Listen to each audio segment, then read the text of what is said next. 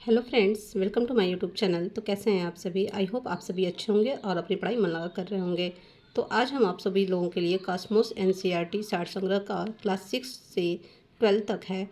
ये one liner notes है जो आप सभी के लिए बेहद ही महत्वपूर्ण है। ये सभी कम्पिटिटिव एग्जाम के लिए बहुत ही इंपॉर्टेंट रहने वाला है, जो क्लास 6 से लेकर क्लास 12 तक एनसीईआरटी बेस्ड पे आधारित है। तो आज हम सभी के लिए देखिए ये वन लाइनर नोट्स है जो सभी प्रतियोगी परीक्षाओं के लिए समान रूप से उपयोगी रहने वाला है। ठीक है, तो आज हम जियोग्राफी का नेक्स्ट लेक्चर स्टार्ट करने वाले हैं, तो आप सभी इसे ध्यान से देखेंगे। ओके,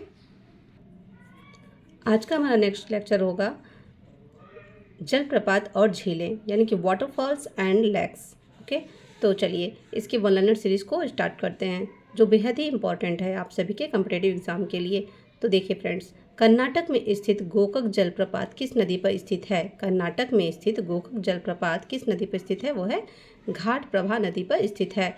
नेक्स्ट है कि हुंडरू जलप्रपात किस नदी पर अवस्थित है? हुंडरू जलप्रपात किस नदी पर अवस्थित है? वो है स्वर्ण रेखा, यानी स्वर्ण रेखा नदी पर स्थित है। नेक्स्ट, सोमरारी झील किस राज्य में स्थित है? सोमरारी झील किस राज्य में स्थित है? तो वो है लद्दाख में स्थित है। जोग जलप्रपात यानी कि जोग फॉल्स किस नदी पर स्थित है? तो वह है शरावती नदी पर स्थित है। देखिए फ्रेंड्स, चिल्का झील उत्तरी सरकार तट पर उड़ीसा राज्य में स्थित है। चिल्का झील उत्तरी सरकार तट पर उड़ीसा राज्य में स्थित है। नेक्स्ट क्वेश्चन देखिए कि भारत के किस जलप्रपात को नियाग्रा जलप्रपात के नाम से भी जाना जाता है? भारत के किस जलप्रपात को नियाग्रा जलप्रपात के नाम से जानता है? तो वह है चित्रकूट जलप्रपात, जिसकी ऊंचाई 29 मीटर है। देखिए, चित्रकूट जलप्रपात छत्तीसगढ़ राज्य में इंद्रावती नदी पर स्थित है। तो क्वेश्चन आ सकता है आप लोग का कि चित्रकूट जलप्रपात कहाँ पे स्थित है? तो चित्रकूट जलप्रपात जो है छत्तीसगढ़ राज्य में इंद्रावती नदी पर स्थित है। नेक्स्ट क्वेश्चन है कि भारत के किस जलप्रपात को नियाग्रा जलप्रपात के नाम से भी जाना जाता है? भारत के किस जलप्रपात को नियाग्रा जलप्रपात के नाम से भी जाना जाता है? तो वह है चित्रकूट जलप्रपात, जिसकी ऊंचाई 29 मीटर है। चित्रकूट जलप्रपात छत्तीसगढ़ राज्य में इंद्रावती नदी पर स्थित है। नेक्स्ट देखिए, भारत की सबसे बड़ी कृत्रिम झील कौन सी है? तो भारत की सबसे बड़ी झील कृत्रिम झील कौन सी है? तो वह है गोविंद सागर झील। कौन सी है? गोविंद सागर झील। नेक्स्ट क्वेश्चन कि भारत की खारे पानी की सबसे बड़ी अंतःस्थलीय झील कौन सी है? तो वह है सांबर झील, जो राजस्थान में है। दूध सागर जलप्रपात पश्चिम घाट में गोवा और कर्नाटक की सीमा पर मांडवी नदी पर स्थित है। नेक्स्ट क्वेश्चन देखेंगे कि धुआंधार जलप्रपात मध्य प्रदेश के जबलपुर में किस नदी पर स्थित है? तो वह है नर्मदा नदी पर स्थित है। नेक्स्ट क्वेश्चन कि वसुधारा जलप्रपात किस नदी पर स्थित है? तो वह अलकनंदा नदी पर स्थित है। देखिए फ्रेंड्स, पुलिकट झील भारत के दो राज्यों आंध्र प्रदेश तथा तमिलनाडु की सीमा पर स्थित है। भारत की मीठे पानी की सबसे बड़ी झील कौन सी है? तो भारत की मीठे पानी की सबसे बड़ी झील कौन सी है? वह वुलर झील, जो है जम्मू कश्मीर में। ओके, देखिए फ्रेंड्स, भारत में स्थित प्रमुख जलप्रपात को देख लेते हैं कि जलप्रपात नदी और राज्य के बारे में कि जलप्रपात कौन से जलप्रपात हैं। दूध सागर जलप्रपात वह किस नदी पर है? मांडवी नदी पर। दूध सागर जलप्रपात मांडवी नदी पर है और किस राज्य में है? तो ये गोवा और कर्नाटक की सीमा पर स्थित है। नेक्स्ट है कि धुआंधार जलप्रपात जो है कहाँ पे है? वह नर्मदा नदी पर है, जो कि जबलपुर यानी मध्य प्रदेश में है। देखिए, नोह कालिकई कहाँ पे है? किस राज्य में? यह है मेघालय राज्य में स्थित है। अमृतधारा जलप्रपात और देवधारा जलप्रपात, ये दोनों जो हैं वो हसदेव नदी पर स्थित है, जो कि छत्तीसगढ़ के कोरिया में स्थित है। नेक्स्ट, केंदाई जो है वह छत्तीसगढ़ में स्थित है। नेक्स्ट देखिए, दुग्धधारा जलप्रपात कहाँ है? नर्मदा नदी पर है और ये मध्य प्रदेश में स्थित है। नेक्स्ट है हुंडरू जलप्रपात जो है वो सुवर्ण रेखा नदी पर है, रांची यानी कि झारखंड में है। ओके, जोग या गरसोप्पा जलप्रपात शरावती नदी पर स्थित है, जो कि कर्नाटक राज्य में है। शिव समुद्रम जलप्रपात कावेरी नदी पर स्थित है, जो कि कर्नाटक में है।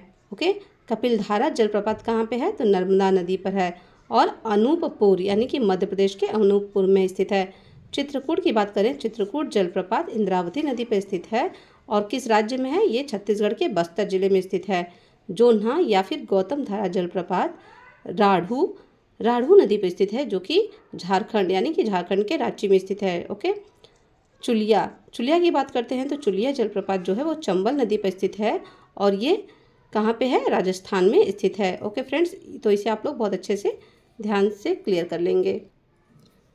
देखिए फ्रेंड्स, भारत की प्रमुख झीलों के बारे में चर्चा करते हैं, क्योंकि आपके कॉम्पिटिटिव एग्जाम में झीलों से संबंधित एक क्वेश्चन पूछा जाता है, इसीलिए ये भी झील जो है आप लोगों के लिए बेहद ही महत्वपूर्ण है।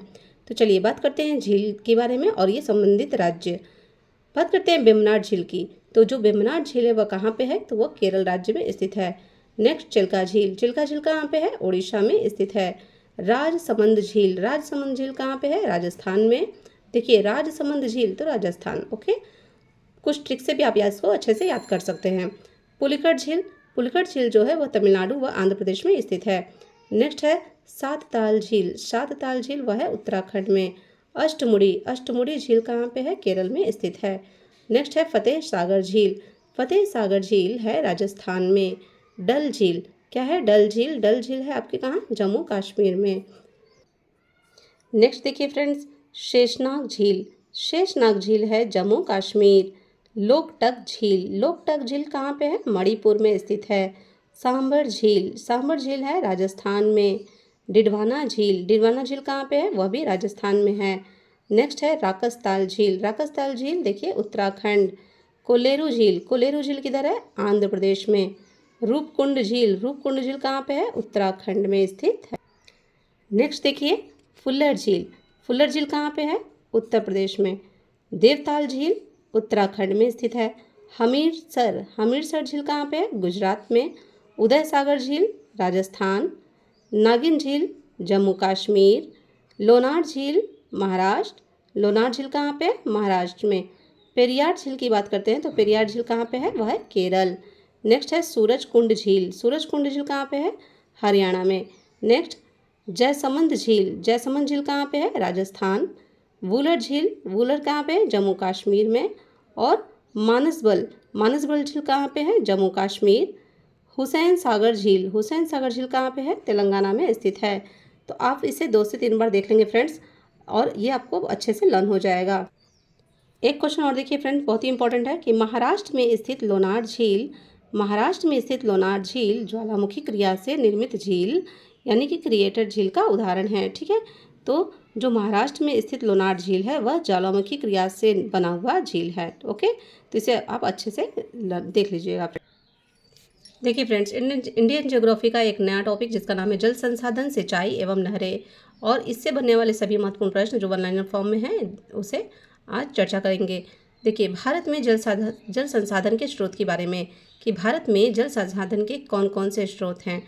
ठीक है, तो देखिए कौन से स्रोत हैं। ये है धरातली यानी कि पृष्ठीय जल, धरातली जल। सेकंड है भूमिगत जल या फिर भौम जल, भूमिगत जल को भौम जल भी कहते हैं। नेक्स्ट वायुमंडलीय जल और नेक्स्ट है कि महासागरीय जल। देखिए फ्रेंड्स, सिंचित क्षेत्रफल की दृष्टि से भारत का विश्व में कौन सा स्थान है? वह है प्रथम स्थान। सिंचित क्षेत्रफल की दृष्टि से भारत का विश्व में कौन सा स्थान है? तो वह है प्रथम स्थान है। नेक्स्ट कि भारत के किस राज्य में सर्वाधिक सिंचाई नलकूपों द्वारा होती है? भारत के किस राज्य में सबसे अधिक सिंचाई नलकूपों द्वारा होती है? तो वह उत्तर प्रदेश में होती है। नेक्स्ट आधुनिक सिंचाई प्रणाली का जनक महान सिविल इंजीनियर मोक्षगुंडम विश्वेश्वरैया को माना जाता है। तो आधुनिक सिंचाई प्रणाली का जनक किसे माना जाता है?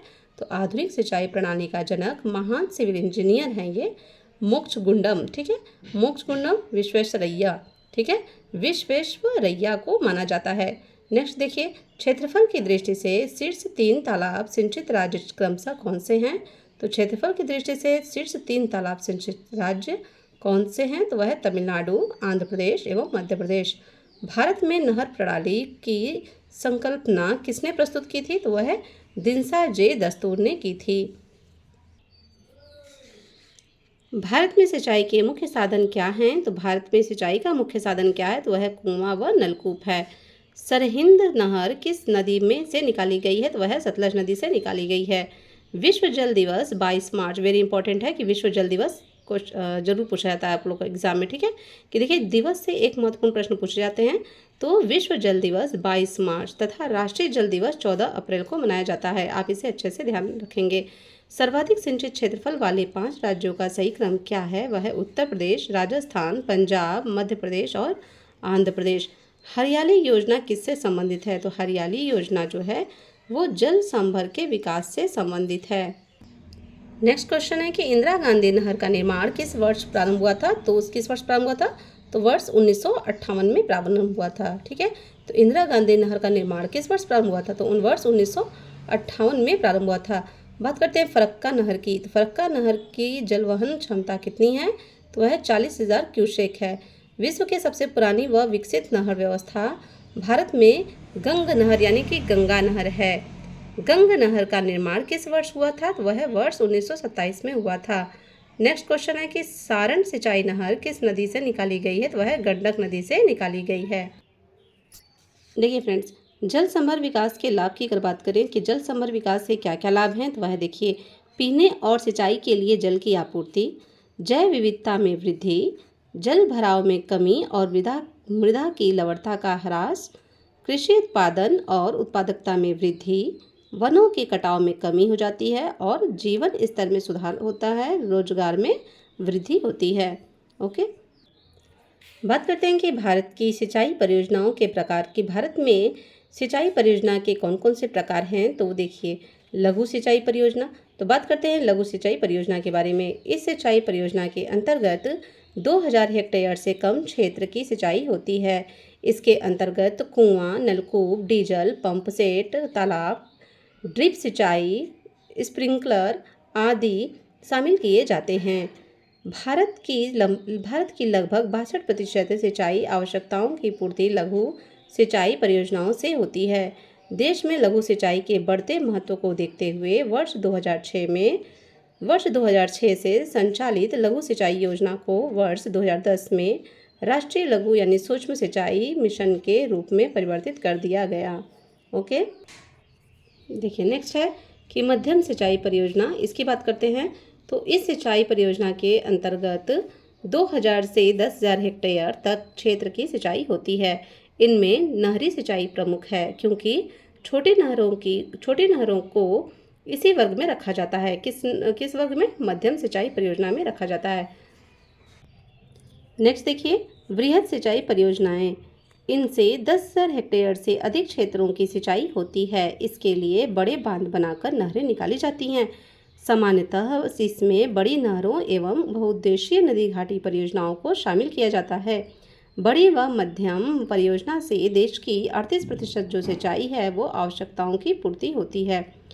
देखिए नेक्स्ट देखिए क्वेश्चन कि जल के साथ उर्वरकों को भी मिलाकर संपन्न सिंचाई कहलाती है। तो क्या कहलाती है? फर्टिगेशन। क्या कहती है? फर्टिगेशन कहलाती है। यानी कि जल के साथ उर्वरकों को भी मिलाकर संपन्न सिंचाई फर्टिगेशन कहलाती है। एक क्वेश्चन और है फ्रेंड जो कि वेरी इंपॉर्टेंट है, इसको ध्यान से देखेंगे ये आप लोग कि भारत में सिंचाई का मुख्य स्रोत क्या है? नलकूप है। अक्सर क्वेश्चन पूछा था कि भारत में सिंचाई का मुख्य स्रोत क्या है। ठीक है, तो कौन सा है? नलकूप है। इसके पश्चात सर्वाधिक सिंचाई नहरों और तालाबों द्वारा की जाती है। इसके पश्चात सर्वाधिक सिंचाई किसके द्वारा की जाती है? नहरों और तालाबों के द्वारा की जाती है। तो ओके फ्रेंड्स, अगर सेशन अच्छा लगा हो तो please like, share and comment करें। Thank you very much.